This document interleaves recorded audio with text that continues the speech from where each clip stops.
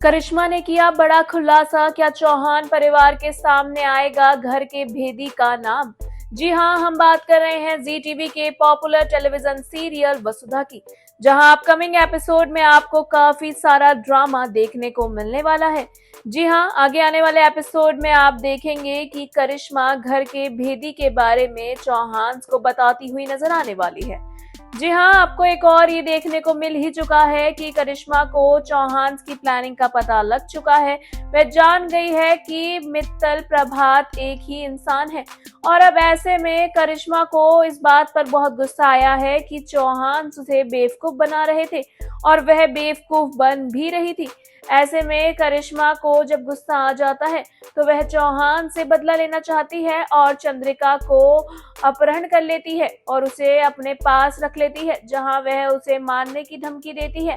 देव वसुधा भी वहीं पहुंच जाते हैं और प्रभात भी वहीं होता है, जहां करिश्मा एक बड़ा खुलासा करती है। वह कहती है कि जिस परिवार पर तुम्हारी इस देवी हुकुम को बहुत नाज था, जिस परिवार के लिए वह मरती थी, और आज उसी परिवार ने उन्हें धोखा दिया है। जी हाँ, करिश्मा कहती है कि तुम्हारे घर में से ही किसी एक सदस्य ने मुझे बताया है चौहान के बारे में।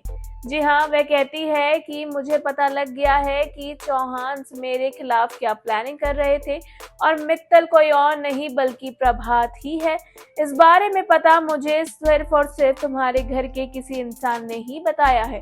ये बात सुनकर देव और वसुधा हैरान हो जाते हैं, क्योंकि देव और वसुधा को पता लगता है कि घर में से कोई था जिसने करिश्मा को इस बारे में बताया।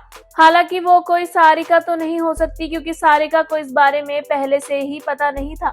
अब जिसने भी इस बारे में करिश्मा को बताया है, उस बारे में घर के बाकी सदस्य जानते थे, जो कि काफी ज्यादा यकीन करने वाले लोगों में से एक थे।